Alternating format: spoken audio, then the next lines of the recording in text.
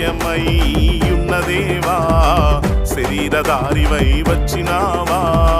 మహిమలో ఉన్నవాడా మరియా గర్భమున పుట్టినావా వాక్యమై ఉన్నదేవా